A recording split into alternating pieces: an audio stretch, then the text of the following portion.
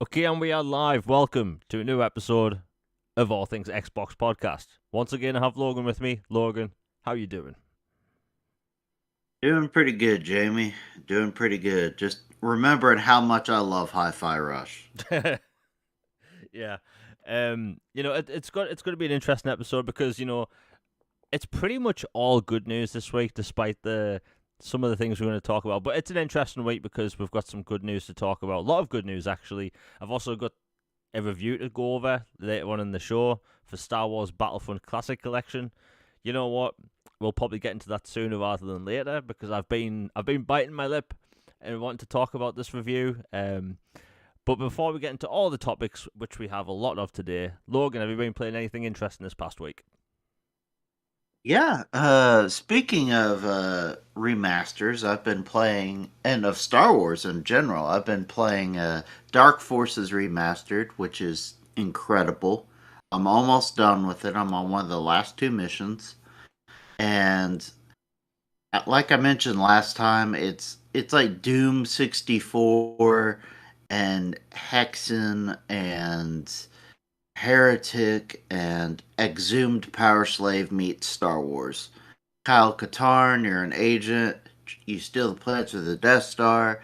Then you have to find and stop the production of Dark Trooper super soldiers, which you see in the Mandalorian and stuff. They brought it back to canon, and it's such a fun game. And shout out to Night Dive and Blue Point for being Effort. great studios who know how to do a proper remaster and remake. Like Chef's Kiss, like I pretty much buy anything with their name on it because I know I'm gonna have a good experience and it's gonna be better than ever.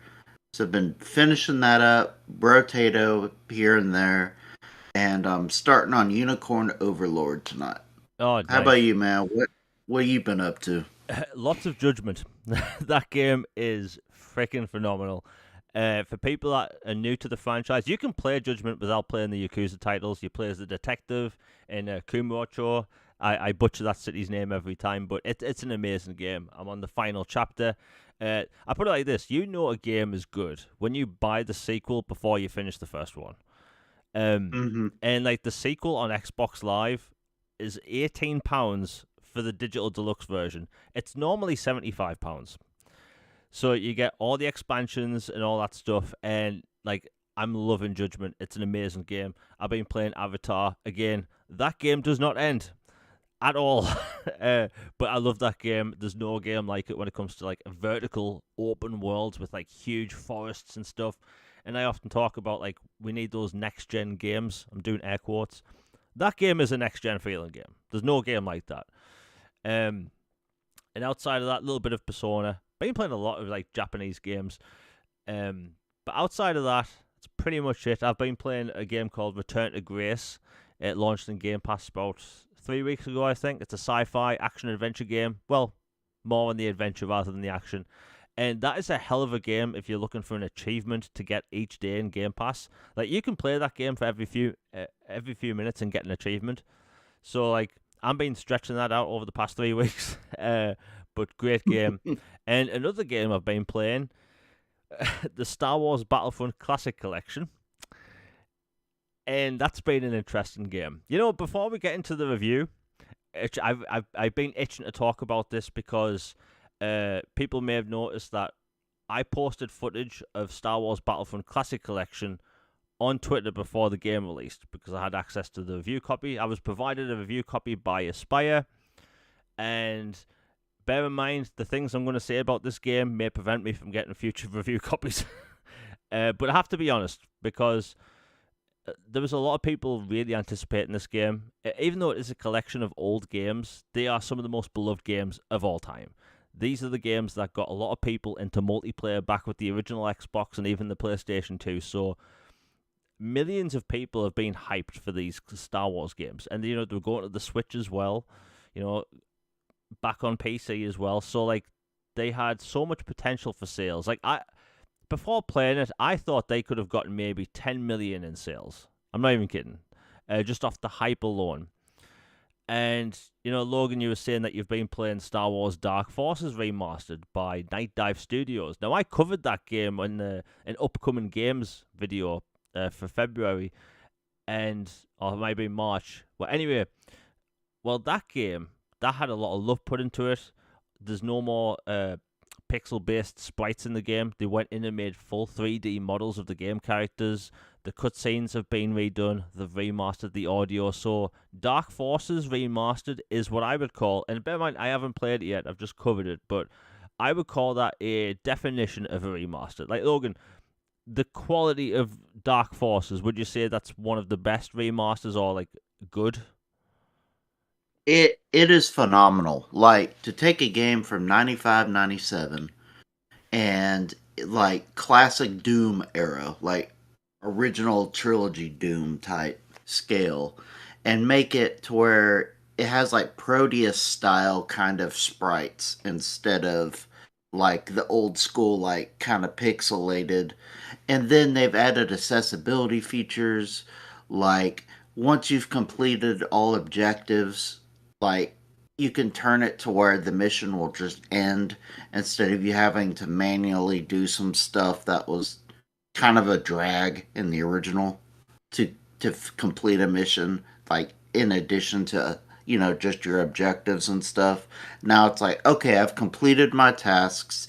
I've had a conversation with Jan, like your handler for missions, and then there's a ship cutscene, and then you get your loadout for the next mission, and you're off to go. And they've done that. They've done modeling upgrades, weapons. Like there's bobbing. You can turn the bobbing off. The radial dial for weapons. It is such a pristine experience. And yes, I know it's dated, and you can tell the difference between it and a quote modern FPS. But for this is like a 2024 version of a 95 game, and it's awesome. And the story has been really enhanced with the graphics and the animations, and the texturing, the colors really pop. And they also even, like, there was an old modeled map that they had put out like when the game originally came out, that was like a level design that people thought they could play but was never actually in the game. They have actually put that into the game now. It's like an extra thing you can do once you beat the game. Like you can go to the vault and stuff and play this map that you had seen on this design thing and actually play the whole level as intended. They just never got around to putting it into the original game. So, yeah, this is a definitive, like, not to get too poetic, but the guy who owns Night Dive and is the founder, he particularly loves this game. And like he has had like Kyle Katarn memorabilia, like the blasters, like all this stuff. Like so, this was a passion project for him in particular. And they got access to the original archives and files and all this stuff. And this is not a cutting corners at all. This is the exact opposite.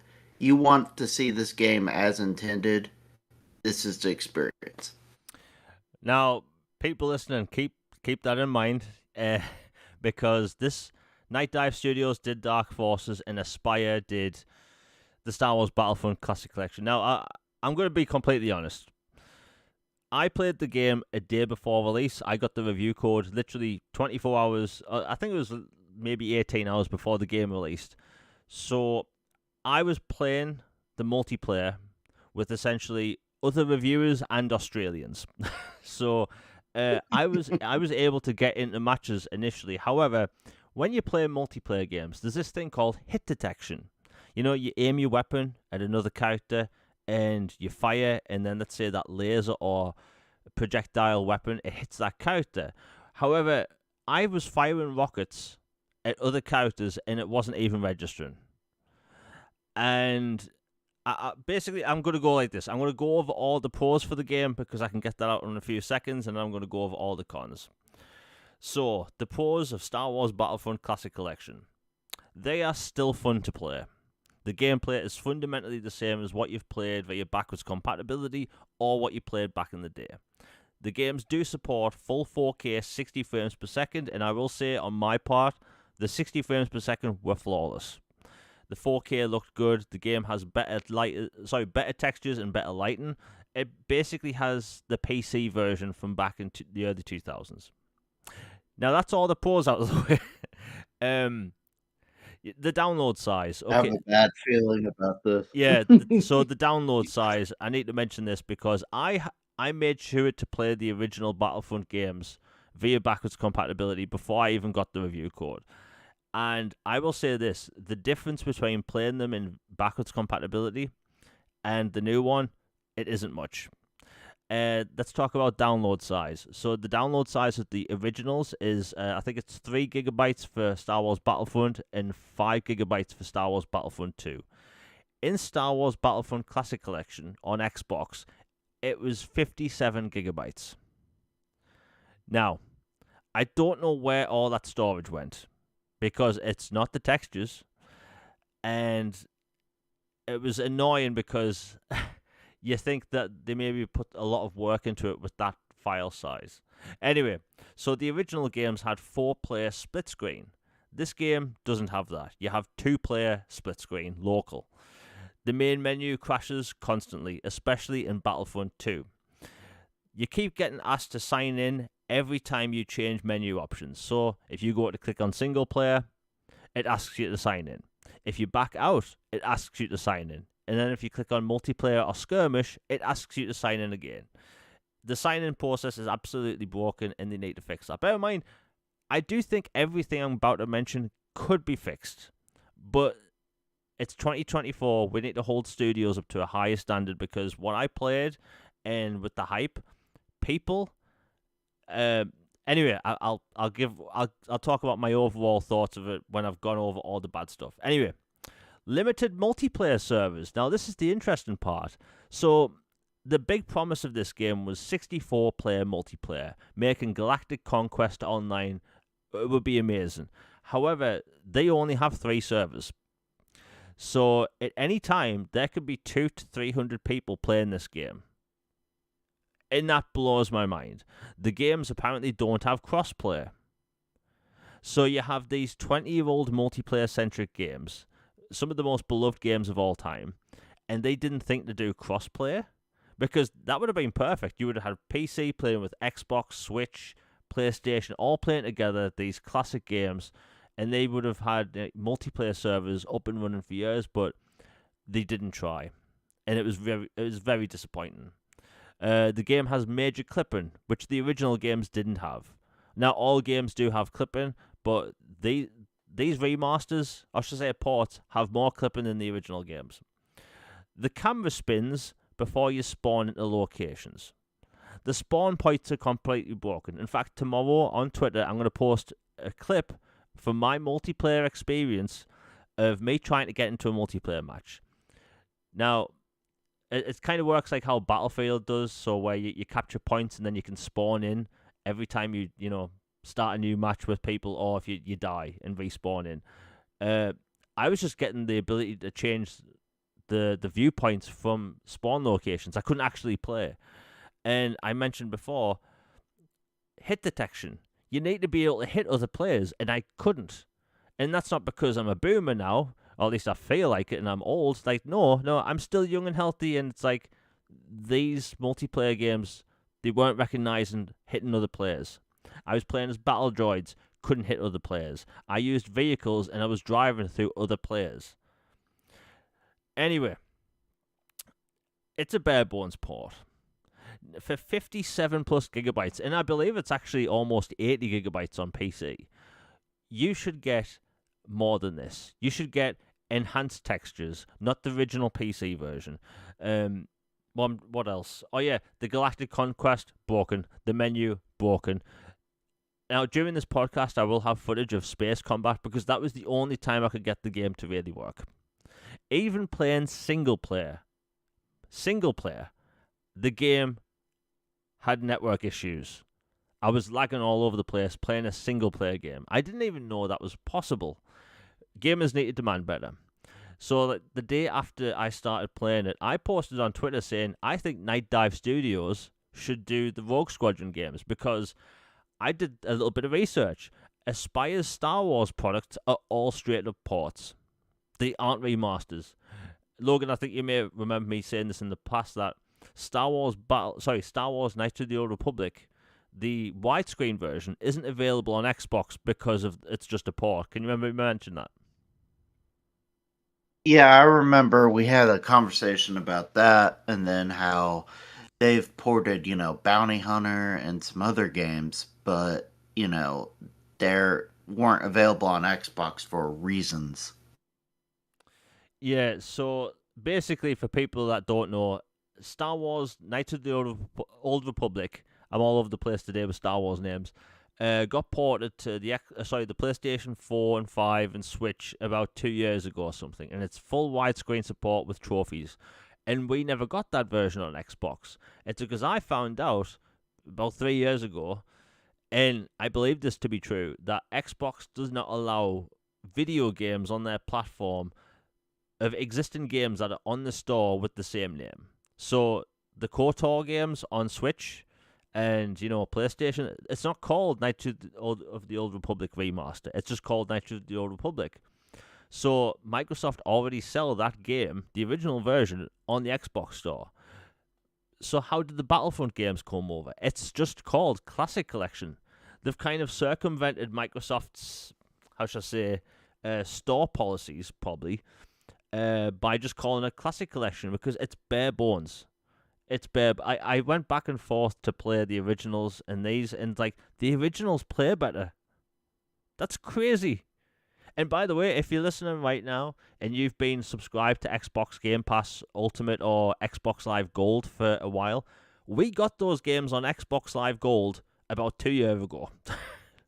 Right? So, like, if you have those games already, I highly recommend play those. Play the single player. I will say this, though. If they can fix the multiplayer component and all that stuff, have working hit detection, have lobbies that work, actually get more than 3 servers, it'll be a hell of a product. But right now, I can't, in good standing, recommend people spend their money on this because do you know what the really sad part was? When I got that review code, I was actually seconds away from buying it. And then I checked my email, and then the code was there. However, I instantly thought I would regret if I spent money on this. And that is sad because I have a folder or a group on my Xbox just for Star Wars games. I have like Um, I have like 15 Star Wars games on my Xbox. But like the version of this game, it's appalling, especially Battlefront 2. It's buggier. I think the only pro outside of the slight upgrade in visuals is that on PC you have the Xbox menu on the PC version now. That's it. Searching for servers doesn't work. It's a broken mess.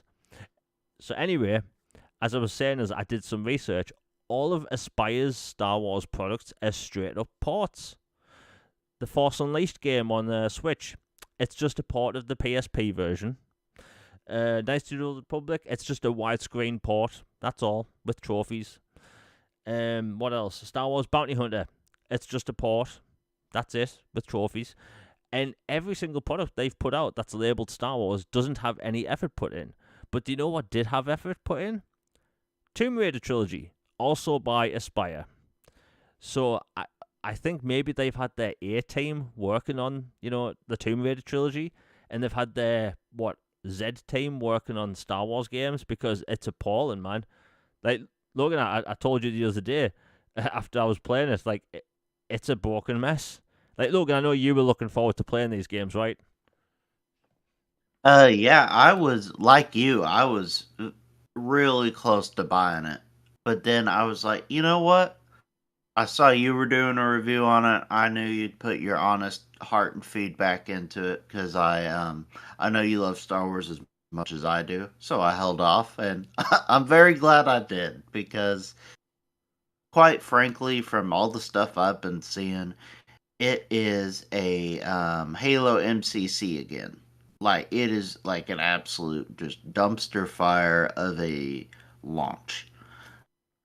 Obviously I'm pulling for it to succeed for them to pull a miracle act, resurrect it, and it's like a phoenix and it's incredible and everybody flocks to it and we can get that Battlefront 3 we never got, the one that was at the finish line basically. Like if we could get something like that, I'd be euphoric. Just I want this to work. And another thing about the OG games that some don't know is that a few years ago when Xbox originally stopped BC, not the second time that they stopped it, but the first time that they did. Like around that time, they had an update for Star Wars Battlefront, Star Wars Battlefront 2, um, a few of the Splinter Cells, and Knights of the Old Republic.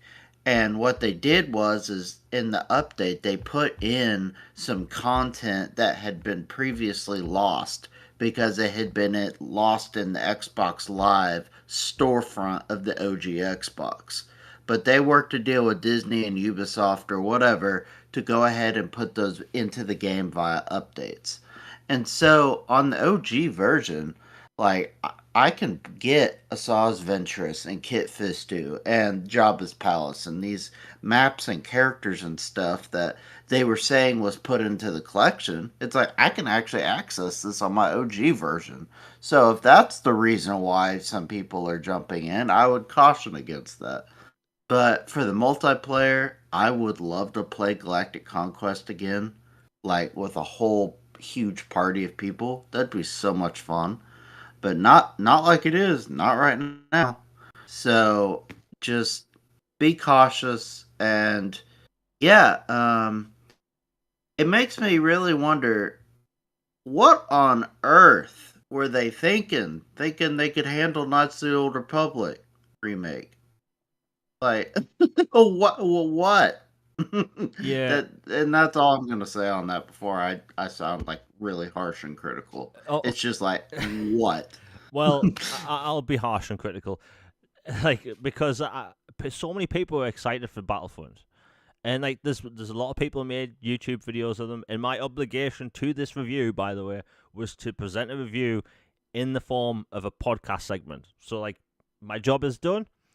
However, I can't recommend people play it, and I can't see how that team was going to make a remake of the most beloved Star Wars game of all time. I don't know, like maybe what they created was a mess, but like I don't think game cancellations are good at all. But I think that's the one case where I think maybe it's for the best because again they couldn't port over, not remaster, port over Battlefront games from 20 years ago. How do you mess that up? Yet you have Night Dive Studios putting all this effort into remastering cutscenes, remastering audio. And remastering audio is bloody difficult. You know, making 3D models instead of sprites. And if you look at the reviews on Xbox Live for Dark Forces, it's all positive. It's people like, these games are amazing. And it's just bare bones effort. And I'd be interested to see at some point, will there be ever a documentary about this? Because, like, right now, Star Wars Battlefront Classic Collection is #1 in the UK on Xbox Live. So that's a lot of people buying that game and going to be extremely disappointed. Again, hit detection doesn't work. How do you have a multiplayer game where you can't hit other players? That's isn't that like an oxymoron? Like it doesn't make any sense. But that's Star Wars Battlefront Classic Collection. Don't buy it in the state it's in. They can make it better. They really can. But if I see another Star Wars product with Aspire's name attached to it, I would stay clear. Now, if I see Night Dive's name on something, then I assume that's going to be a good product because Night Dive Studio, as far as I know, they haven't put out a bad game. And plus, all aces. yeah, and plus, Night Dive Studio, they also have the System Shock remake coming out to console in May, which people like. And it has a reworked ending for console. So, yeah, Aspire, they need to do a better job, and it's disheartening because there's millions of people that wanted to relive their childhood through this game, and they've messed it up. That they've messed up nostalgia. Do you know what messing up nostalgia is like? That's getting kicked in the nads twice with stilettos. You don't need that in your life, and they've messed it up. And again, I'm annoyed because there was so much potential there. I mean, hell, if it really popped off, they could have came out with brand new content, which some games in the past have gotten new content. Like look at Kingdoms of Amalur, that got remastered, and then like a year later, it got a brand new expansion. If this game succeeded, we could have had brand new maps, but no, they messed it up. Anyway, we'll move on. And before we get into the major topics, the Sandland demo is now available on Xbox. It's the new game by the late creator of Dragon Ball Z. I've played a little bit of the demo. It's actually pretty fun. You can switch between playing as a tank, or should I say controlling a tank, or a mech, and then like a bike that has a machine gun attached to it. Very cool game. It's very much in the style of Dragon Ball Z. Very short download. It's about 7 gigabytes. So I highly recommend people get that. It's free. Enjoy it. And if you finish the demo, you get some unlocks for the final game, which, hey, it's pretty cool stuff. Now, we still have a lot to go over. Oh yeah, I'll say Warner Brothers games. They are gonna start delisting games from Xbox Live, PlayStation Network, Switch, and PC. It has something to do with the current head of Warner Brothers. Absolute craziness. Like Logan, you obviously saw this stuff, right? Like, I think it total to across all platforms, it's about 50 games are getting delisted. Yeah, and on top of that, they had the audacity to one of the creators of one of the indie games was like, "Hey, can I at least have the rights back if you're going to do this?" And they basically, showed them the door on it. So it's just ridiculous, and WB is continuing their full on dark side turn. They're not in good graces right now. Yeah, and the thing is that the hosting of these games is completely free. So I don't know why these companies continuously they pull these games all the time. And we've talked about this before. iOS back in the early 2010s, they pulled games constantly. I should say EA, Warner Brothers, and all that stuff. They pulled games from iOS. Epic Games did that. So you can't play Mass Effect Infiltrator on iPhone anymore. You can't play Infinity Blade at all on your phone anymore.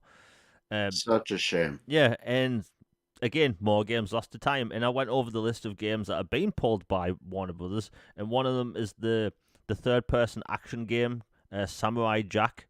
I think it's called like Samurai Through Time or something. But like, if people really want to get that game, get it soon because it's getting delisted at some point between now and May. So, congratulations, Warner Brothers. They mess up again. Again, I don't understand the point of delisting games. You spend all these months and years making video games. You put them on a store. You don't get charged to store games on a store. Yet they pull them. I don't get it. It's a stupid decision. It is what it is. Anyway, okay, we're about half an hour into the show. If you do enjoy the show, please like, share, and subscribe.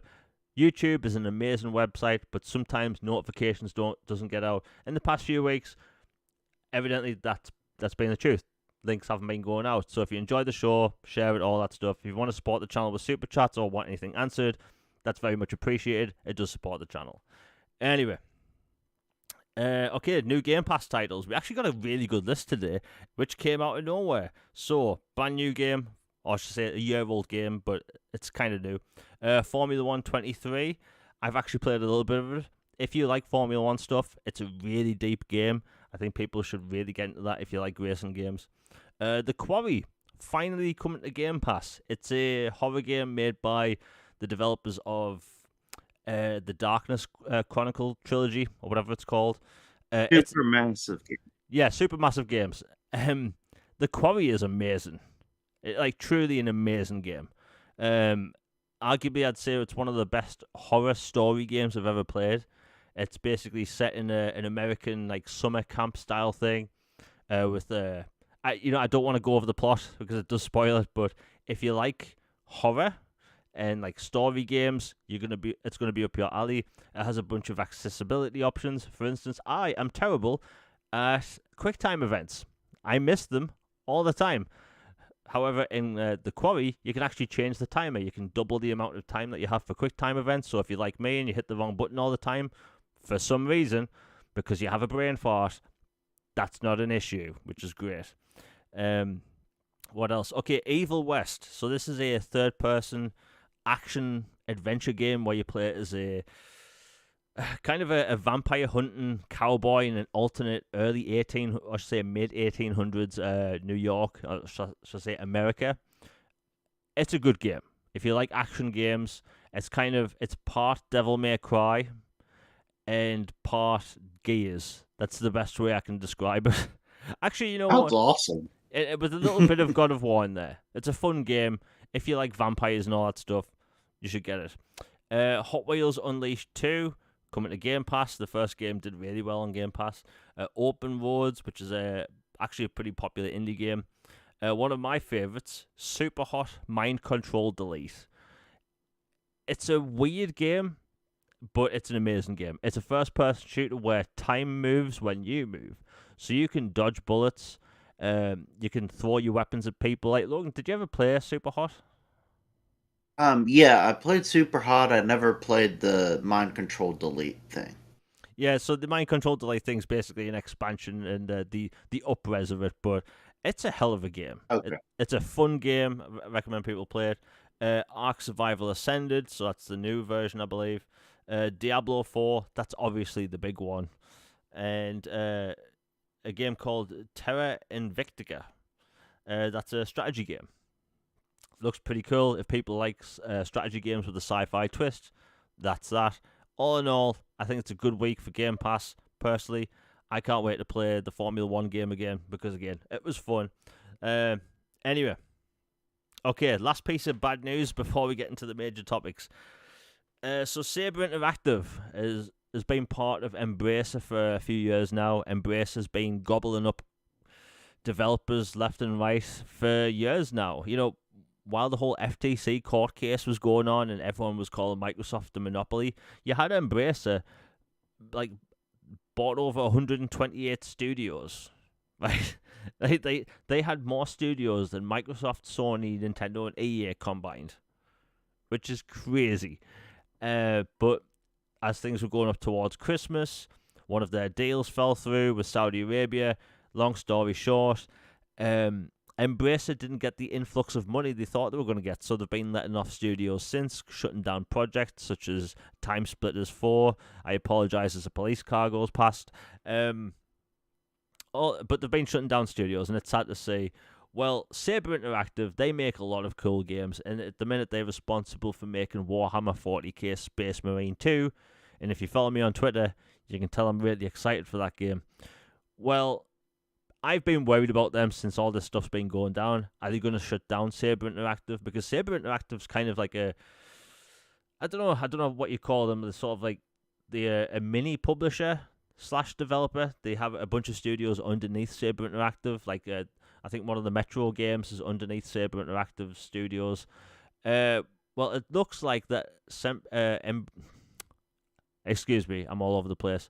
It looks like Embracer is letting go of Saber Interactive, and Saber Interactive may be able to be its own thing.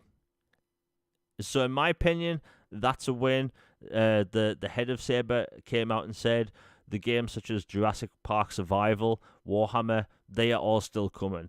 So, after everything that's been on for the past few months, it looks like we finally have some good news, and those games are still coming. Logan, we've talked about all of these like all these studios closing down constantly, but it looks like finally there's some good news. Yeah, there's finally great news. An escape ladder or a life raft or whatever escape vehicle of your choice has been offered to Saber. They took it and they're safe now. Saber and the studios under them, which is quite a few. It's not. It's a pretty big dent in Embracer's arsenal. It's not all of them or half of them or anything, but it's a noticeable amount. And the deal also puts it in place to where 4A and the studios who make the Metro series can join Saber in this deal, I believe. it's with an investment group, or I can't remember exactly what they are, but this group of this party bought Saber and the studios under them, and there's room that they're still working on to get 4A and some of these other studios free. And then on top of that, by the end of the month, we're supposedly going to hear what happens to Gearbox. Because apparently by the end of the month, there's a deal in place for them to either be sold off, buy their freedom, or something else. So keep your ear to the ground on that. So we're not done with Embracer jettisons just yet. And I'm happy for the studios to get their freedom. I'm sad for Free Radical and all the other ones who got axed around Christmas time and all this other stuff. They bought all this IP, they got everybody so happy, and turns out they just didn't know what they were doing. So, yeah, turns out money doesn't solve everything. Um, I I wish them the best, and I'm looking forward to seeing what happens with Gearbox. And like you said, Warhammer Space Marine looks awesome. I hopefully, if it does well, we can get a remaster of the first one. Because for some reason they didn't make it BC. Maybe now that Saber owns this, maybe they can work something out. Xbox, hey, give them a call. um, yeah, good news. Yeah, it's good news. I mean, Saber, like they are pretty much in charge of making a bunch of good games, so uh, it's good at least. And I've even predicted for the past like 2 years that I think Gearbox is going to Ubisoft. Like it That's just an interesting choice. it's like if you look at Ubisoft, they have like Rainbow Six as their like big go-to like first-person shooter, but they don't really have a live service game like that. And even though like Borderlands is kind of just like a co-op game, but you wouldn't really call it a live service game. But considering the modern climate we're in, I think they're gonna go full-on live service with the next Borderlands, and Ubisoft's gonna cash in. That's just a prediction, but it just seems like Ubisoft seemed like the most likely outcome. But outside of that, it's good to see that some of the studios like are getting to leave peacefully. Embrace is messed up. I probably this is how bad Embrace is messed up. Do you know what Embracer and THQ Nordic? They just came out with a brand new game called Outcast. Well, it's changed name 4 times by the way. It was Outcast 2, then it was Outcast 2: A New Beginning, then now it's just Outcast: A New Beginning, and that game released what 3 days ago, and there's been no marketing at all for it. It's a open world third person action adventure game where you play as I think the name's Cutter Slade, and you have a jetpack, and you have a pistol, and you can upgrade each one. It has non-linear mission design. You can actually download the demo right now, and it's a cool game. There's no marketing for it. THQ Nordic's also coming out with 2 more games this month. The South Park third-person shooter and Alone in the Dark, neither of which are getting marketing. So I don't know, man. Like I wish them the best, but they don't market their own games, and that's kind of weird. Like, why would you put so many years into making these games? Why would you have so much money put into these studios and then you just don't bother marketing them? That's a bit weird. Like, I'm trying my best not to swear today, but like not Ubisoft, THQ Nordic, they're messing up. Like, how do you have 3 new games launch in the span of a week and a half, and I haven't seen a single advert on YouTube? Not a single one. And that's weird. That's very weird. Anyway, hopefully a lot of their studios, they're getting to a better place, but Embracer, they've messed up.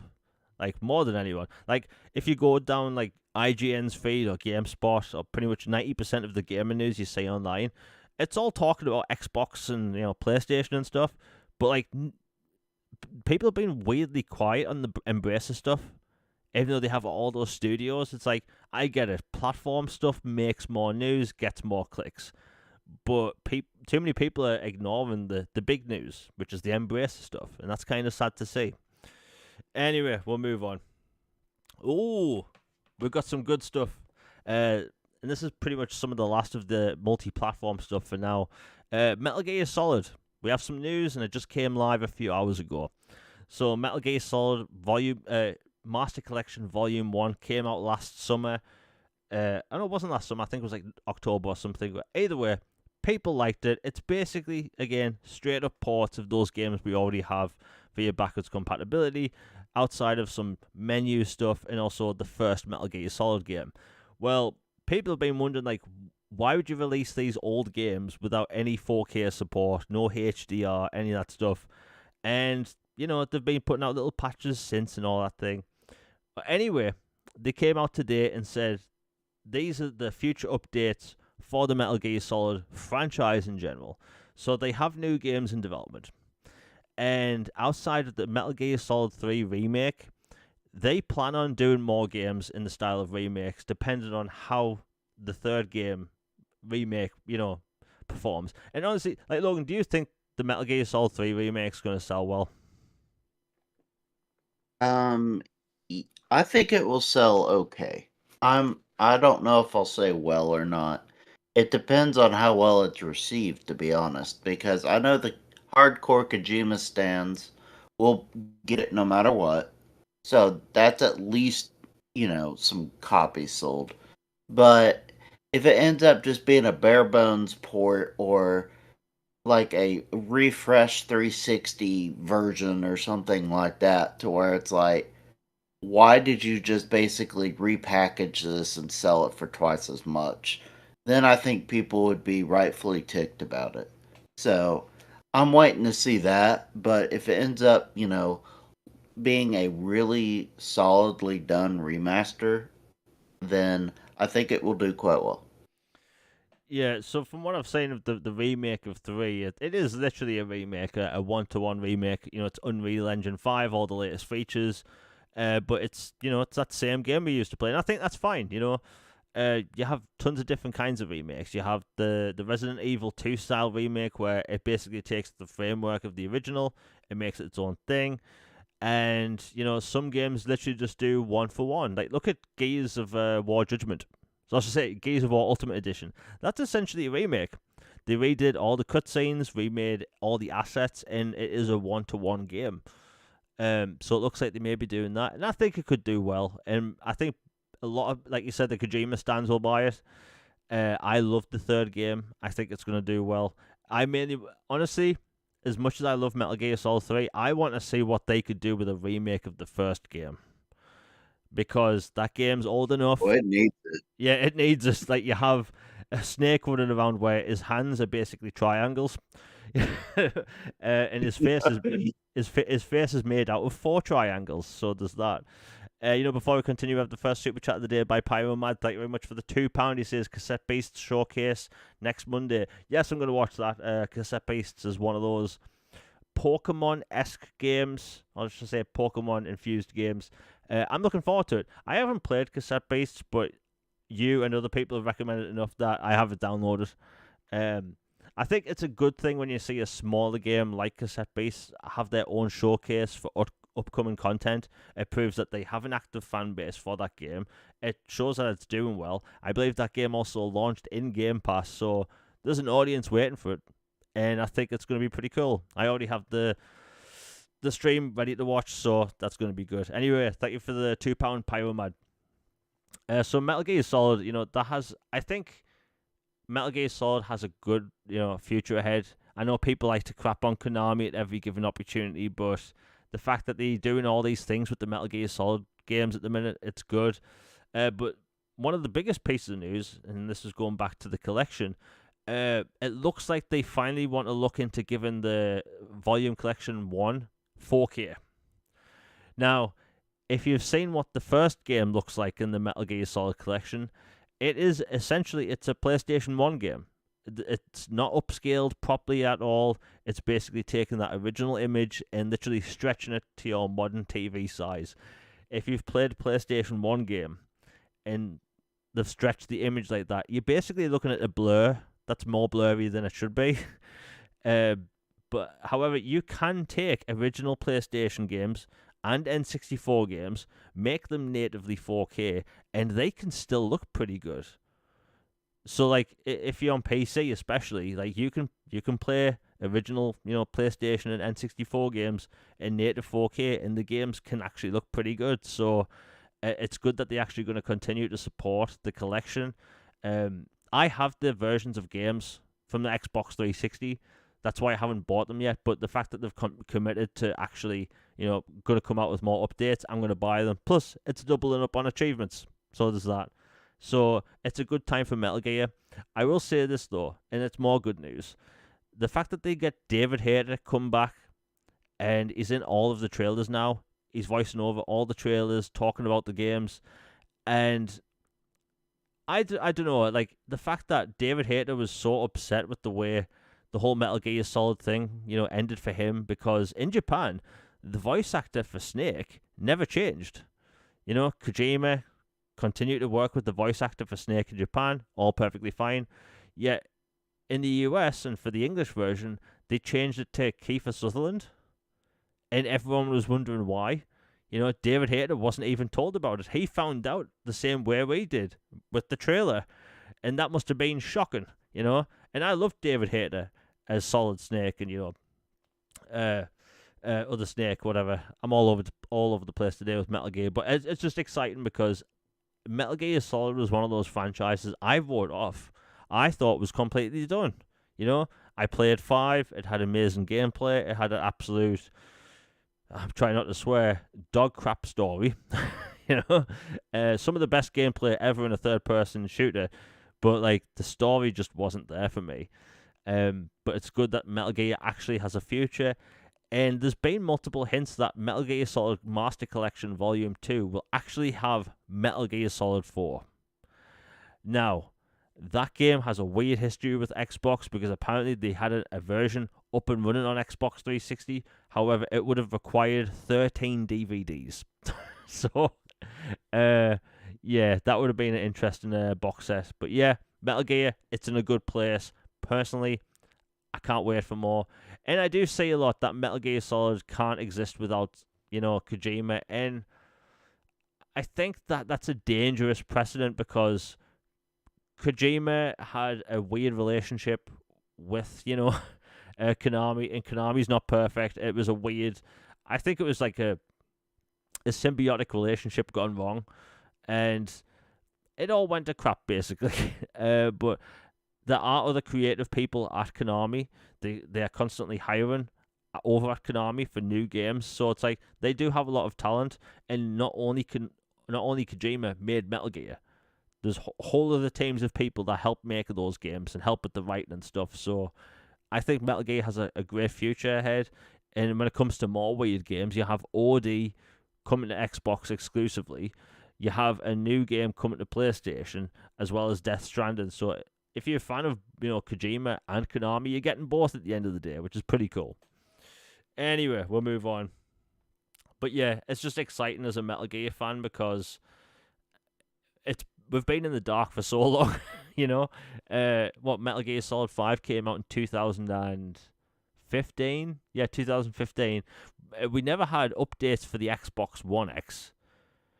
And, with the new collection, Volume 2 coming out this year, I presume this year, we may actually get a next-gen update for that game as well, which is pretty cool. Anyway, we'll talk about this quickly because I thought it was funny. So, SpongeBob SquarePants. Now, Microsoft made a collector's edition for SpongeBob SquarePants only in the US, and this was with we have another super chat of the day by Nick W. Thank you very much for the $9.99. He says, "What's your top 5 favorite RPGs from different franchises?" Ooh, that's a good one. I'm just going to go off the top of my head. Mass Effect, Deus Ex Human Revolution. I'm looking at my games right now. The Witcher 3. I have to say Final Fantasy X. And, let's see, Knights of the Old Republic. Those have to be my 5 favourite RPGs of all time. That was actually hard. The thing is, no matter the topic, I'm going to bring up Mass Effect. Logan, what about you? What's your top favourite 5 RPGs of all time? Well, we have similar taste on at least Yeah. a couple of them. Not the Old Republic, Mass Effect. I'd say Oblivion. Oh yeah. Um, let's see. Witcher 3 and um, Lost Odyssey. Oh yeah. Actually, I'm gonna throw in a sixth one, Lost Odyssey, because like yeah, there's Good choice. yeah, there's too many to choose from. Even narrowing down the Final Fantasy stuff, like I played Crisis Core, like when that came out, and that blew my mind. And that's a 20-hour JRPG. Fable 2. Um, I know Elden Ring gets called an RPG, and I'm gonna get hate for this. I don't consider Elden Ring an RPG. I consider that a dungeon crawler. I know It's so its own Yeah, thing, yeah, kind it's of. its own thing. But like, there's just too many to choose from. I would like to say a Witcher 2, because there's something about I should say this the semi-open world game design, and I almost picked that one. yeah, Yeah. it's a good game. Nick W asking that question made me think like I really want to replay Deus Ex Human Revolution. That game is so bloody good. And if people haven't played it, I could cry. It's so good. It's just thinking about it. Like I'm a nerd about Mass Effect all the time, but any chance I get to talk about Deus Ex, it's a good opportunity. But yeah, thank you for the 9.99 Nick W. Great question, by the way. Great question, because I think when it comes to me and like Logan, RPGs are pretty much 99% of what I play. Uh, you, you know, Same. I know Logan, you into your boomer shooters, your Doom style games, but like we both pretty much stick to like RPGs. I think RPGs are just RPGs mainly, and then FPS and shooters. Yeah. yeah. But anyway, thank you for the 9.99 Nick W. Great question. Um, but yeah, SpongeBob SquarePants. So Microsoft and did this deal with Paramount for the new release of Nickelodeon All Stars 2. And these deals happen all the time. I think there was a Family Guy Xbox 360 back in the day in Europe, I think. But anyway, this thing was only US only. And when I say SpongeBob SquarePants on an Xbox, it kind of worked, right? Microsoft came out with this rectangle console and I've said since day one that they have a console with an unusually large amount of surface area for customization, and they never did anything with it. We had the custom Halo Infinite console, and that was kind of it. And then they put out this $699 US SpongeBob console, and it worked, and it sold out instantly. But the thing I thought was surprising is that people went all doom and gloom about it. Like they went doom and gloom over SpongeBob SquarePants, saying, and I've seen this all week, that it's disgraceful to Xbox fans because it's embarrassing. It's like, no, it's just a marketing thing. Do you know that there was a special edition PlayStation 4 in Japan for Dragon Quest where it was literally just a grey PlayStation with one of the little slime blobs, a chrome slime blob, which you put on the side of your PlayStation, and like nobody lost their mind over that. And I think that it's people losing their marbles just for the sake of losing their marbles. It was just a SpongeBob Xbox. Nobody cares. Back in the early 2000s, do you know what we had? We had a The Simpsons the movie Xbox 360. It was just a yellow Xbox with a picture of a donut on it, right? Nobody back in the day was saying it was embarrassing. People just bought it. In fact, that's one of the most rare consoles of all time that you can actually buy and have that works. That's right, a Simpsons Xbox. So people losing the marbles. And by the way, we have another super chat by Nick W. Thank you very much for the 199. He says RPGs and horror games are your favorites. You know what? I used to love Yes. horror. I used to love horror games as a kid, but when I played, and I was barely young enough to actually. I shouldn't have played it as a kid, but like Resident Evil 2, when the liquor on the ceiling, on the N64, like that thing stuck with me, man. Like that scared the living crap out of me as a child. um, like, and the thing is, you're looking back, it was just a bunch of like, triangle people, polygonal people with this like thing on the ceiling. But like as a child, I found that game horrifying. When it jumps through the glass and chases you. Oh my god, like traumatized me for life. But yeah, RPGs and horror games, great combination. And by the way, if you're a fan of both of those genres, what a bloody good time to be a gamer. There's RPGs coming out left and right. You have horror games popping off at the minute. You have Dead Space. It's probably going to get a remake of 2. Resident Evil's in its prime. Silent Hill's coming back. Alone in the Dark's coming back. Everything's coming back. So it's like RPG fans, horror fans, eating damn good at the minute. Like so much to choose from. But yeah, the whole SpongeBob thing, like people losing the marbles over it, and then like if people follow me on Twitter on hey, you'll know that I've got a very relaxed attitude when it comes to things. I kind of sit back and just like wonder why people are losing the marbles over nothing. It was just a special edition console. Like Logan, you had to remind me of this, but like in the US, people were losing their marbles over a SpongeBob Xbox, and it was just a Paramount deal. What the hell? Yeah. It's really funny. It's like actually what I was gonna talk about was the positive reaction like that I saw. Maybe we had different timelines that day, I guess, but like most of the people I saw talking about it were disappointed they couldn't snag one or they wanted one. Like they were flying off the shelves. Like I think they sold out completely within like 10-20 minutes, something like that, on Best Buy or wherever they were collaborating with. And it was a premium priced console, like it was more than a traditional Series X, and they just flew off the shelves. People really wanted them. Xbox has done a Bluey console. They've done, that absolutely gorgeous Final Fantasy 14 one that they put out as a giveaway the other day. And I think it shows there is a market for these and that people like them. And I think the wraps are cool and are a nice, economic friendly alternative. But I think there is a desire for more custom consoles. And for people freaking out about it, it's like, yeah, seriously, like we've had so many weird and odd customized consoles and controllers over the years. Like a SpongeBob one just makes sense. Like here's a free creative idea for the Xbox marketing staff. You know how SpongeBob fits perfectly on the Series X? You remember Ed, Ed and Eddie, Oh the yeah, yeah. cartoon? Plank.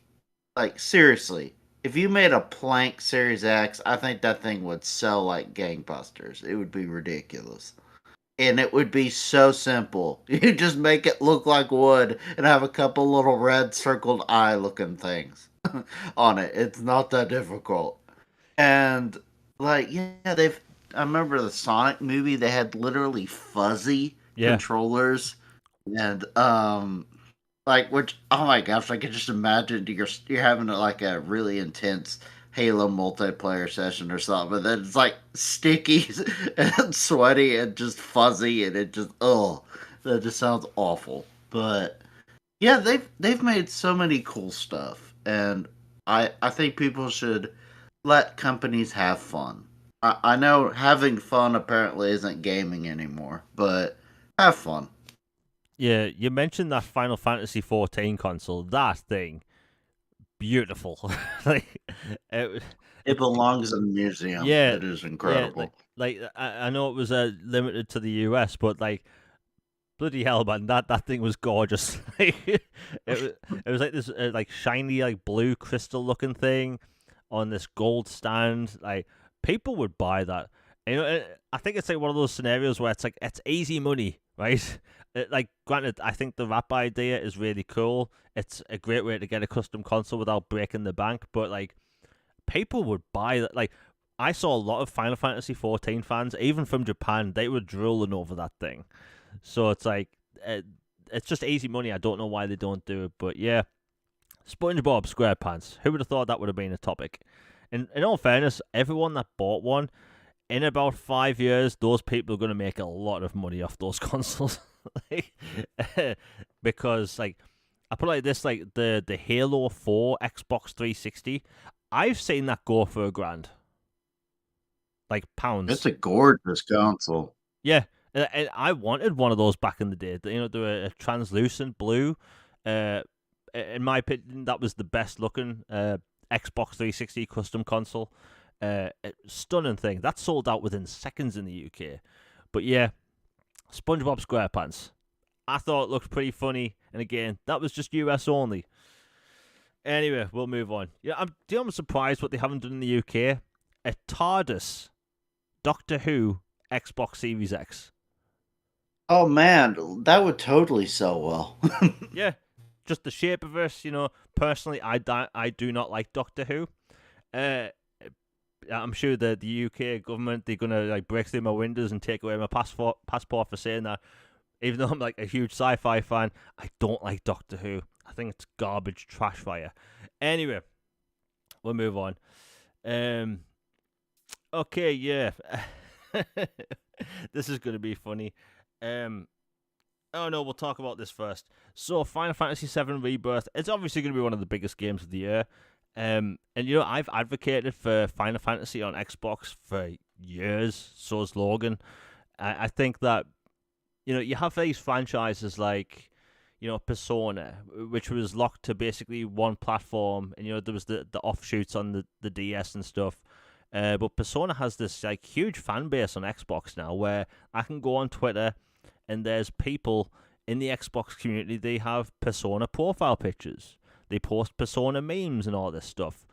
And it's the same with Yakuza. Like, if you follow me on Twitter, you know I've been talking about Judgment every single day since I stopped playing it.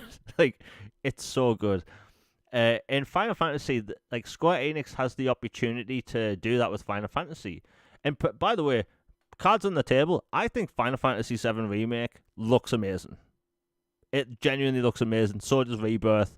I mean, I grew up with Final Fantasy VII, you know, as a little kid on my PlayStation. So I think that goes towards a lot of Xbox fans as well. You know, most Xbox fans, I'd say, started as PlayStation fans.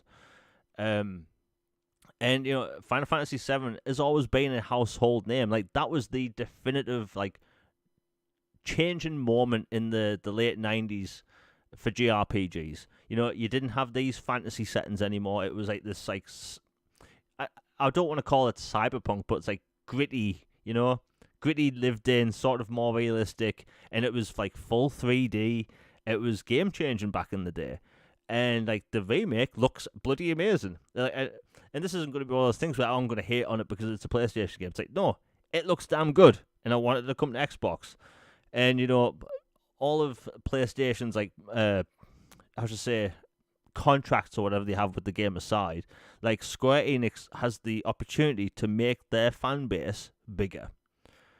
And I've never really understood how it's a bad thing. You know, I don't see Persona fans getting angry at Xbox fans. I don't see Yakuza fans getting angry at Xbox fans. But there's some weird gatekeeping thing with the Final Fantasy fandom where they don't want anyone else to play these games. Not even Switch people, not Nintendo people. They just get angry. And I think it's disheartening because, like, you know, I saw the drop-off in Japan for Final Fantasy VII Rebirth, and I've seen a lot of people wonder, but the truth is, all Final Fantasy titles have a huge drop-off in the second week in Japan. I went over the listing for Mitsu. It's been going on for years.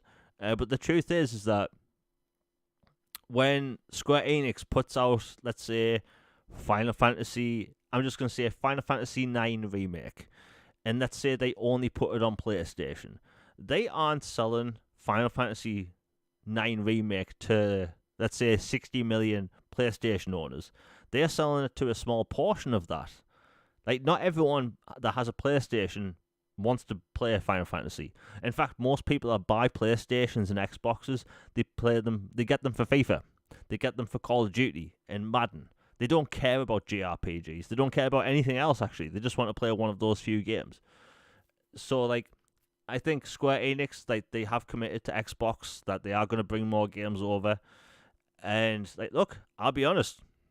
I've been saying for years I want to play Final Fantasy VII on my Xbox. You know, I've got a bunch of other Final Fantasy games on my Xbox, and more will come. But I think like that's the big one. I've said before, I do think 16 is coming to Xbox this year. After the expansion drops on PlayStation 5 or 4. I think it's only on 5, but yeah, just putting it out there. Like, people saying that the drop off is unusual. Like, I'm defending PlayStation when I say this, and like Square Enix, and I hate defending Square Enix. The drop off is actually normal, you know. It just gets people's attention, you know, if you mention this stuff. But again, I think these games will eventually come to Xbox. It's a matter of when, not an if. Anyway, we'll move on from the Final Fantasy stuff. You know what? Let's get into this because it's going to be interesting. So, Hi-Fi Rush. Like we've talked about this before. I think Hi-Fi Rush is a phenomenal. You played that before, right? Yeah, I played it before. And honestly, it's a great game, and it's kind of a weird mix of Devil May Cry with like Guitar Hero. It's the best way I can describe it. But I think it shadow dropping last year surprised people because it really didn't leak. It's a brand new IP by a studio people love. Like, people didn't expect a horror developer such as Tango Gameworks to come out with this colorful anime style Devil May Cry game. Like, that's the best way I can describe it. And they put it out, shadow dropped. It made a lot of money on Steam day one. It actually made more money than Forspoken, according to Steam charts, anyway. So Microsoft, they came up with this brand new IP, and ever since I've been saying, look, let Tango make a JRPG, and let them make a sequel. Fortunately, I think the JRPG rumor is true. We'll get into that another time. But Hi-Fi Rush, people loved it, and honestly, I think it's a game everyone should play. Well, early on in the year, the rumors start happening. We're not going to go over all the doom and gloom again because I think people have been drama queens about it. Well, anyway, it turns out Hi-Fi Rush launched, I think it was last night or yesterday or 2 days ago, and I think no one was surprised by this, right? It has a higher Metascore than the Xbox version on PlayStation. And the interesting thing I've noticed over the past 24 hours is that people are actively lying about it. People are saying that it was broken on Xbox at launch and how it had no features. Again, I'll post one of those dumb tweets later. And I have to say that that's some of the most dumb stuff I've ever seen. Hi-Fi Rush is arguably one of the least buggiest games I've ever played. Like, Logan, in your time playing Hi-Fi Rush, did you have any bugs? I think I had one bug once, and it was a bug about like I was doing one of those like I had to restart a generator or something, and it got like stuck like once or twice. But that was it. That was literally the only bug I ever encountered in all my time through the game. Beat the game. I've gone back and done a bunch of the missions again, gotten collectibles, done the arcade, the tower, the post-game story. Like, it's phenomenal. One of my, new IPs of, going forward, and favorite franchises. Like, give us the plushes, give us the anime, give us the soundtrack, give us the steelbook, give us a sequel. More, please. And when I said earlier you've played it, right, that was a joke. It was about, there's a review out there that Yeah. they had forgotten that they had played it. That's what I was making a joke about. I knew you had played it already. Yeah. So that's what that was. But yeah, phenomenal game. Yeah, so we're not going to mention names because I don't want anyone to get harassed, but like, I put it like this: like, people's opinions of games can change. Like, people's opinions of anything. I put it like this: I'm a huge Star Trek fan. Do you know what I didn't like when it came out? Star Trek Beyond. Did not like that film at all. Now, in 2024, I really enjoy that film, and It may or may not have something to do with the fact that I misheard two lines. Maybe that's a story for another day. But you can there was a film that came out in the early 2000s with Tom Cruise called Minority Report. Really cool sci-fi film. When I was a kid, I did not understand that film, so I didn't like it. Now, as an adult, I really enjoy that film. So people's opinions can change. However, there's a difference between your opinion changing and all of a sudden saying, "Hey, I played it back in the day and I didn't like it, and I didn't like the music in the game," to, "Hey, I've never played this game before. I love it." And anyway, it's like a 91 on Metacritic. I think it's an 87 on Xbox. And bear in mind, I don't think Metacritic scores mean anything. Like, I make up my own mind when it comes to games I want to play. Like, hell, Mass Effect is my favorite game of all time. I didn't know its Metascore until like 2 years ago. The game came out in 2007. I just don't care.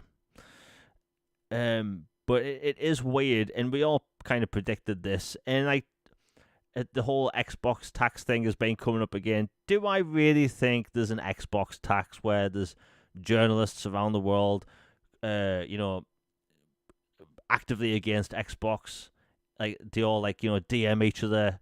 No, but I will say this: you can easily tell when a journalist or reviewer, they let their internal bias play some part in what they say, and like.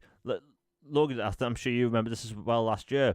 Persona 3 Reload was announced at the Xbox stage, and we saw that article. A lot of people did, calling was it the Xbox logo scare? like, Yeah, that was hilarious. like a game that everyone knew was going to be on all sorts of devices, and the Xbox logo scare 2023. That needs to be on a T-shirt. I may actually get that made, but like, people were like acting weirdly over the top, and yeah, I don't know. I think that like Hi-Fi Rush was an amazing game. It came out last year, and it was an amazing game then. And the fact that like people are trying to like, if you point out how ridiculous it is that people are saying that it's so much of a better game now because it has extra rumble, that blows my mind. And again, I say even Xbox accounts on Twitter losing their marbles saying, "Oh, it's the definitive version." How? It's extra rumble. Do people really care that much, like, about your controller rumbling slightly more than it normally would? I don't know. Maybe it's my relaxed attitude about things, but I really don't care. I really don't. And people are just being over the top about it. But outside of that, the whole Metascore thing, we all saw it coming. We all saw it coming, and it was predictable. And like, Logan, we've talked about this whole quote unquote Xbox tax before, but like, do you like? I know you saw this coming as well, but do you think there's something weird going on here? Um, well, how to say this? I think some places their funny business seems to happen, and I think other places it just seems to kind of just go over their heads and they don't really think about it, even though it seems obvious to people on the outside. Like, I think there are people out there who, legitimately don't, think platforms or whatever, and maybe they just, whatever, score it for whatever reason. But then there does seem to be just some odd things where one gets the benefit of the doubt or the other, or gets a bump where another one gets dinged, or something goofy like the rumble. Like, I'll be honest, I'm a rumble snob. I turn it off immediately. That is the first thing I do. Whenever I play a game or go into console settings, I make sure vibrate is turned off. Um, Cinematic grain, blur, head bobbing, like all that stuff. It's like, get out of here. Like, that's one of the first things I do.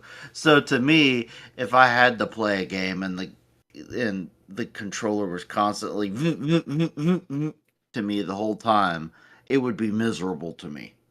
So I'm the wrong person to ask about that being the definitive edition of a game. But to me, I don't think it is. I'm happy more people can play it. Since it's out there now, I'm happy more people can play it, and I really hope they go nuts for it and buy it like crazy.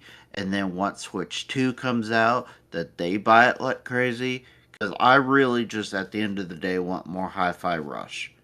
And as far as the whole gatekeeping thing for franchises, like, there's a whole big difference between an Xbox fan wanting Halo to stay or Gears to stay as is, or a PlayStation fan wanting God of War or Uncharted to stay as is, or a Nintendo fan wanting, Mario or Zelda to stay as is, than a random platform fan wanting a third party game to stay on their platform when historically speaking that game actually started with Nintendo before Sony money had it the bejeez out of that franchise.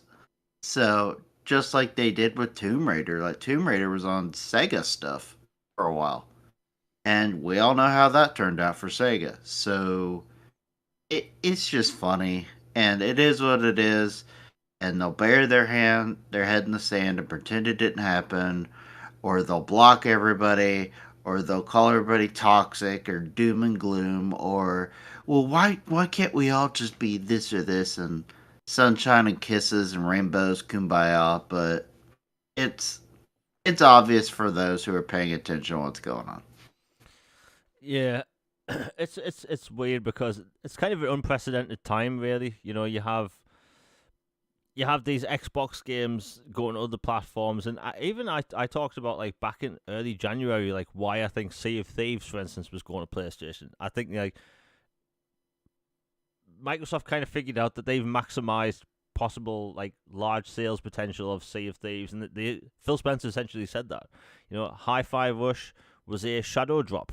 Personally, I don't think Microsoft should have shadow dropped it. We've talked about this before. I think Microsoft should have put out some marketing during the Game Awards in 2022 and then release it late January with like a shorter cycle. But no, they decided to shadow drop it. And with it going to other consoles, and as Phil Spencer said, at that podcast thing a few weeks ago, that it could gauge an interest and bring people over because, like, look, there's people that are freaking out on Twitter constantly saying, "Oh, Xbox is going away, Xbox is going third party," and that, uh, like someone that's followed gaming their entire lives, like you have to realize these consoles they're developing cost billions of dollars in R&D. No matter how much money Microsoft has or how much they're worth, it doesn't really escape the fact that Microsoft they need Xbox to make money, right? If Xbox wasn't making money or wasn't on track to make a significant like profit, there wouldn't be any R&D into new consoles or new games. And you have these people freaking out on Twitter about Hi-Fi Rush. And by the way, I've asked certain people that, hey, you're freaking out about Sea of Thieves going to other platforms. Have you ever played Sea of Thieves? And they said no. So why are you freaking out? And like the whole gaming thing, like people are very territorial in the gaming space. And it goes towards sports and mobile phones. You have iPhone people arguing with Android people. You have sports fans arguing with each other. Wrestling fans are arguing with each other. What's better, AEW or WWE? And it's all kind of very territorial. So like the fact that something's just changing, people are losing the marbles. I put it like this: look, Hi-Fi Rush is what 1 year old and some change and people losing the marbles. Do you know what released today on Xbox and in Game Pass? Brand new game, MLB The Show 24. Nobody's losing the marbles in the PlayStation side. It's utter silence. Nobody cares. Why is that? And people can't say, oh, it's just because it's a sports game. So now we have asterisks next to games. Do only certain games count? And it's that whole game has been weird thing. Like, no, it's a year-old game. People losing the marbles. MLB The Show literally released today. I think about 4 hours ago. and nobody's losing the marbles, and it launched on Game Pass. Whereas on PlayStation, don't you have to buy it for $70? So I don't know, man. I just think like Xbox gamers, they and we need to have a thicker skin. Like you went through the Xbox One launch, and now people are losing their marbles saying Xbox is going third party. When if you look at it, Microsoft have more first party games in development than the past 3 generations combined. But people will take these 4 games and act like it's the end of the world. And I saw this tweet today on Twitter, and obviously on Twitter, and it kind of made me think. And it was Jez Corden from Windows Central put out a post saying, look, if you're done with Xbox, be done with Xbox. Don't spend all day, whining all the time. And he was right. And a lot of people took that the wrong way. It's like, whining on Twitter about a choice you don't like doesn't accomplish anything, and that isn't critical. That isn't that isn't critiquing Xbox at all. And for some reason, gamers specifically can't differentiate the difference between whining and being critical. They see both as one and the same, which blows my mind. Right? Whining on Twitter isn't doing anything. It's not being critical. And if people want change, you voice it, you be polite. But if every single tweet you put out is whining, nobody's listening. Do you know what people do for Microsoft when you spend all day whining? They mute you. Nobody sees your posts. That's how communities react to people. Like, if you notice, if you go on Twitter, I don't argue with people really. Someone will send me a dumb reply, I'll take a screenshot, maybe people can get a laugh out of it. But the truth is, like, the really annoying ones that on all sides that do this stuff constantly, I mute. It doesn't accomplish anything at all. And if you look at look at PlayStation, right? PlayStation, they are number 2 in the console space. Nintendo is number 1. PlayStation, they are literally the halting development on the VR headset, PlayStation VR 2. Look, Logan, can you imagine the reaction if Microsoft laid off teams that were making VR games and then decided to halt production of said VR headsets? Oh, they'd be getting mocked to Kingdom Come. They'd be dragged through the streets. Everybody would be going to their would have their friend who works in an Amazon warehouse or whatever taking pictures of it, laughing about stockpiles that aren't selling. It would be ridiculous. Yeah, and the thing is, I think all these companies, they're going to be fine. But it's like people choose what to be really annoyed at. Like, again, let's go back to 2016 when Quantum Break was announced for PC, and then that's when Microsoft essentially started putting games on PC day one. People were like, "Oh, it's man, that was a show. Yeah, people were like, "Oh, it's going to be the end of Xbox. Microsoft's going third party," and all they did was put games on PC. Fast forward to 2024. Do you know what Sony does? They also put games on PC, and nobody acts like it's the end of the world. Why is that? It's not because some games arrive 2 years later. If anything, people should be against that because it means Sony wants gamers to double dip. It means you buy it on PlayStation when it releases there first, and then on PC later on down the line, which is kind of anti-consumer if you think about it, because PC gamers don't want to play these games on console. They want to play them on their PCs, as they should want to. And it's like gamers choose what to be angry about. It's not natural, and it's just forced, and it's so bloody annoying. Like people pick and choose the battles, and it makes no sense. I don't know, man. It's been very annoying, especially today. Like, we knew 2 months ago, we heard 2 months ago that Hi-Fi Rush was going to other platforms. People got angry. And then when it was announced, people got angry. And then yesterday with the release, those same people got angry for the same reason. What changed? I see these Xbox-centric... And bear in mind, if you listen to this, you know for a fact, I'm very much an Xbox guy. But I'm seeing these Xbox-centric people on Twitter and whatnot. They're saying that the whole situation's got them down. Why? Nothing's changed. Nothing. It's just people are upset. Like, the whole territorialness of gaming has gotten really annoying to me recently. And it's like it's okay for people to do these little jokes now and then. You have J Rock on Twitter who like posts some funny memes and stuff, and it's all lighthearted. But like some of these people, they take it to heart that like Hi-Fi Rush is on another platform. Okay, do we move on now? And as I've said before, I think Hi-Fi Rush should have been a system seller in Japan and Asia, right? You know, they could have pushed Hi-Fi Rush. We've both talked about this. Like Chai and 808 should have been on the box, and they should have like sold those bundles there, but they didn't. Me whining on Twitter and on YouTube isn't going to do anything. I've said my piece. I moved on. You know, I think that Microsoft, they have bigger plans than what I think, and I don't know, man. Like, if you consider yourself an Xbox fan and these things bother you, that's cool. Voice your opinion. But when I see people, their entire personality's gone from I'm an Xbox fan, I celebrate Xbox, I like Xbox, to I've just flipped this switch and I'm going to make fun of them all the time and whine every single post. People making videos about it, complaining. It's like, I don't know, it just feels a bit played out. You know, back when I was a kid, the console war was basically who's better, Mario or Sonic, or, Mario or Crash Bandicoot. And now it's like, hey, I'm going to say personal insults about you. I'm going to say all sorts about you. I'm going to argue with you on Twitter all the time. There's people hosting spaces at 7 in the morning. Like, UK time. Like, why do people have so much energy for this? And it gets nothing done. Again, these people at Microsoft and all these other companies, if you whine on Twitter, they just mute you. They don't see it. I don't know, man. Like, Logan, I seem to have been talking about this forever, but like the Hi-Fi Rush thing has driven people crazy. Yeah, the revisiting the great Xbox Civil War or apocalypse of late 2023, early 2024.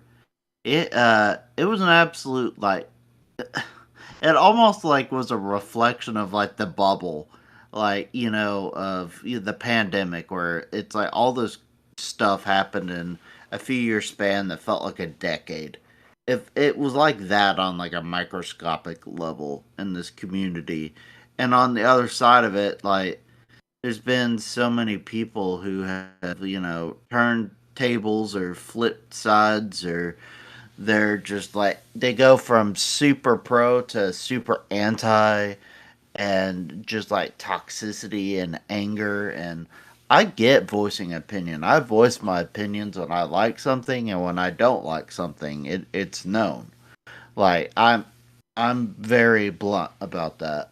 But like there's a difference between, hey, I really wish you wouldn't port these games over here because I feel like that devalues this experience or makes it at risk for this or that, or why are you raising the prices of this, or could you please get more Japanese support here, or hey, localization in these countries is horrible.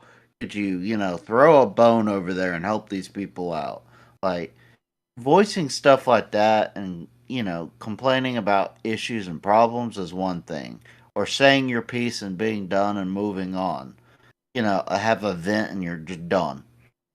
That's one thing, but the constant going on and on and on where your whole personality becomes this toxic needling or lashing out at anything and everyone who happens to not be hating everything as much as you do just doesn't help. It makes things worse. And there is the whole squeaky wheel gets the grease thing about like, hey, I raised a fuss about something, I made attention, and maybe they'll address it and move on. But the boy who cried wolf syndrome becomes real very quickly. And if you're just become known as the person who's always complaining, lashing, angry all the time, you get ignored and your opinion gets either devalued to like minuscule, or you just simply get muted and it's like they don't even acknowledge your presence with these corporate and other things. Like you have to have a balance.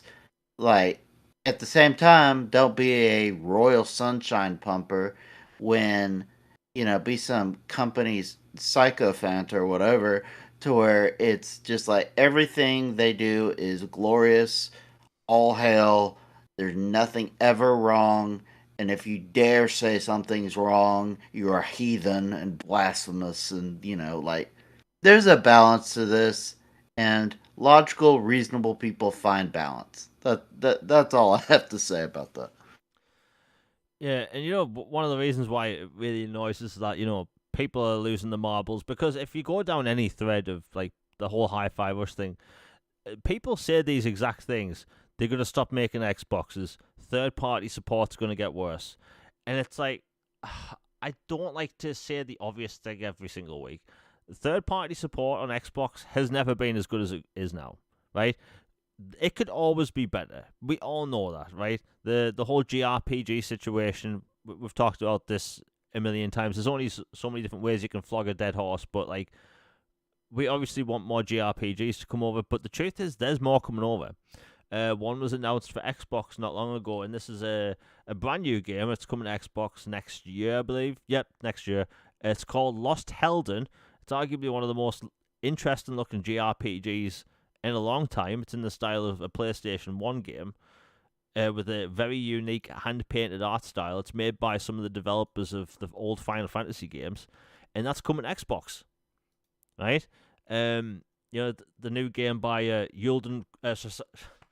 I keep getting the names mixed up. The Suikoden creators' new game, that's coming to Xbox next month. Like, there's a lot of JRPGs coming. It could always be better, but people are just like, I think people like to look at Xbox through this like sort of made up kaleidoscope of just like negativity, and they just want to make up their own version of what's going on. Whereas like, look, things can always be better. And people will bring up the sales. Do you want to know the truth about sales of Xboxes in Europe? They've always been bad. Always. The truth is, Xbox in Europe has only ever been big in the UK. I'd say Germany, a little bit of Spain, and some of France sometimes. But outside of that, it's always been a PlayStation place. Like, most of Europe has always been PlayStation. So when you see these people put out these percentages for Europe, during the height of Xbox 360, still wasn't up top in Europe. That's just always been the case. And as I've said before, in the UK, each company at some point in time has been number one. Xbox, Nintendo, PlayStation, Sega, at some point has always been number one. Like, I put it like this, Super Nintendo, people look at that as being a super successful console. Do you know what the Mega Drive in the 90s decimated Nintendo? Decimated. But Nintendo's still here. Yeah. I just think people like to just get really upset about things. And, like, the PlayStation 2 basically ruled the UK. Then the Xbox 360 came out, ruled the UK. Then the Wii U came out. So I say the Wii came out, not the Wii U. The Wii took over, and then the Xbox 360 took over, to the point where the 360, I believe, till this day, is still the best-selling console of all time in the UK. But now, in the UK, it's mainly a PlayStation place. I might be going like half and half with Nintendo, but like it's still a large like Xbox fan base, shall I say. But like people will take anything and run with it. Yet you have Sony cancelling studio. Like, I put it this: Sony has let go of studios, multiple studios, laid off developers. They're stopping development in VR games. They halting development of VR devices. They put MLB The Show on Game Pass day one, and I don't see this doom and gloom I'm seeing for Xbox. And I don't know, man. It's crazy to see. Anyway, away from the doom and gloom stuff. Outside of all that, I think Microsoft, they're going to have a good year, right? They have the largest first party lineup they've ever had. They have Avowed, HellBlade, Indiana Jones, Agents of Mythology, Age of Mythology, Flight Sim 2024, Towerborn, and they have more unannounced games coming. Again, the Oblivion remake / remaster, it's been listed as both. That's coming this year. Hasn't been announced yet, but it's coming this year. And like I think people need to calm down. It's going to be a good year. There's been hints that we may see something with Gears. Microsoft pointed multiple times that their summer showcase is going to be massive this year, which is only a few months away. They've hinted at that they're going to do more direct or partner directs throughout the year because they have way too many games to announce. And new hardware. That's going to be the tricky one because Microsoft, they aren't doing a mid-gen refresh this time. And we've talked about this before. I don't think a mid-gen refresh this time is necessary at all. It's not like last generation where like 4K was popping off in 2015, 16, and 17, so people needed consoles. Microsoft was off the back of the Xbox One where it was hit with resolution gate. Every game was getting tested by Digital Foundry, and all people talked about was resolution, 1080p, 1080p. So they put out a 4K console, people loved the thing, and developers actually took advantage of it. The proof's in the pudding. It was there. It works. But this time around, I don't see how Sony or even Microsoft, how do you sell a mid-gen refresh this time to the normie, right? Do you say it's more 4K? Do you say it's more 60 FPS, which is kind of weird because if you look at the physical box your PlayStation 5 comes in, it literally says 8K 120 frames on it. We don't have any 8K games on either console, you know? It's just like Logan, we've talked about this before. Like, do you think because I've seen multiple people post about this today, that Microsoft needs to have a mid-gen refresh to combat the PlayStation 5 Pro? Personally, I don't think it's necessary. This time around, it's not like last time where 4K adoption was a thing. Nobody's doing 8K TVs. It's just a different time. Like, what's your take on the whole thing? Because people are all over the place today. Yeah, I have a lot of thoughts on it. First off, like my first thought would be just because your competition has an idea doesn't mean it's a good idea and doesn't mean you have to have a response to it. Some things just happen. Like you saw that PlayStation tried VR and it showed that it was very niche. Like they've had some good success with it, like some quality games, but overall it's just not making what you would want and not selling the units you'd want or being a huge initiative worthy of massive investment. Xbox just was like, yeah, we're good. We didn't do VR. Just like, Xbox has had some initiatives that they did that PlayStation were like, nah, we're good. And they didn't do. It that is always an option. There does not have to be a response. Like that's point one. Another thing is like you said, last generation, jump back to the beginning. Those things, the Xbox One VCR equivalent that was like a 20-pound brick. Um it was frankly a potato of a console that what the people accuse the Series S of being is what the Xbox One was when it launched. And it was overpriced and undercooked at the same time. That is a disastrous combination on top of all the other stuff they had going. So, and like you said, they were always getting Digital Foundry articled to death on it, which did not help. Side note, it's really funny how they've decided to go away from all those kind of videos now that it's less of a thing. But it used to be, and boy, did that drive traffic for some places. Alright, back to this. It, yeah, it's just, it was a massive issue. And so, like you said, 4K used to be very premium, not very many people had it. Mid gen, 4K becomes way more affordable, way more commonplace.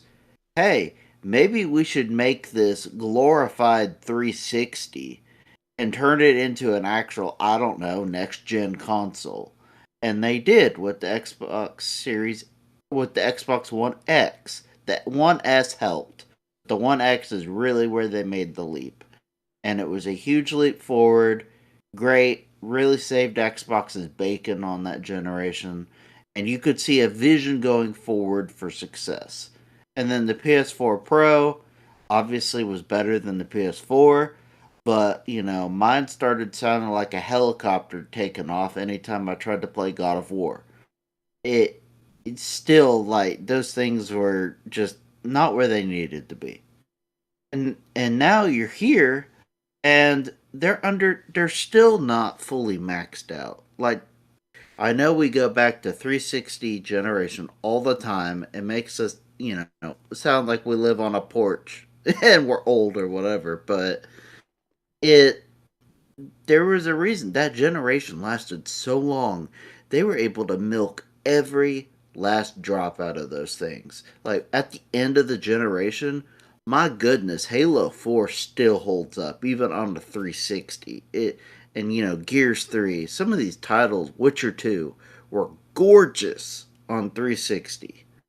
And they had mastered the hardware and software by then, by the end of the generation.